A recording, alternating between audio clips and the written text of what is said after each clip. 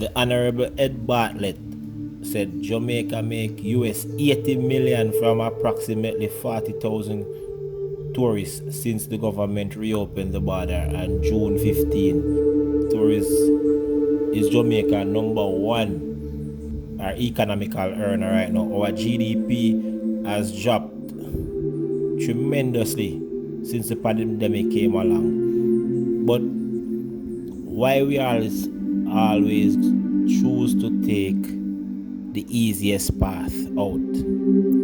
We need to diversify our economy in such a way that such disaster will never happen to us or devastate our growing economy again. We have to do either pharmaceuticals, tech, financing. There is wide range of diversity where we can do for safeguard from such economical collapse. Jamaica, diversify. We have to do a long march. We have to do something about our economical status right now. In Jamaica, the poverty level is barely coming out. We are barely scratching out of poverty. It's not a leap. It's like we're coming out of poverty, but it's not a rush. That's how the Jamaican people feels right now. It's like we are doing something, but it's not a priority. We need to diversify our economy. We need to find a manufacturing, production, financial, pharmaceutical, tech, something of that sort, that we can use our small island as a powerhouse in the middle of the Caribbean. The Caribbean is one of the most dependent on tourism in the world. We need to do much better that we can weather another financial storm. Every 10 years, a financial storm comes, it takes us another 10 years to recuperate. I hope this time our government implement plans that we will actually take less time to recover. Jamaica has just recently started to recover from the 2008 crisis, just recently a couple of years ago. And this crisis is going to devastate Jamaica even further because we're not resilient enough to weather each storm.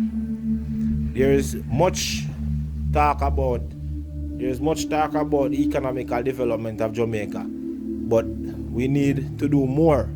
We need to invest more. The diaspora and a whole need to invest in Jamaica. We are having problems with the Chinese, but the people abroad, the Jamaica and a wider diaspora, they are not all that keen of investing in their own country. So when the Chinese come and invest in Jamaica, the Jamaican government has no options than to take the money because they don't have another alternative. So if you don't want your country, the Chinese will actually come and buy your country. They do it all over the world. It's a strategy that they have. It's called a great leap forward. Jamaica, we need to have a long-term strategy plan. This 2021 vision or 2025 vision that the government has is child's play comparing to the other countries has their 100 years vision, their 50 years vision. Jamaica, we have a vision of just 2 days.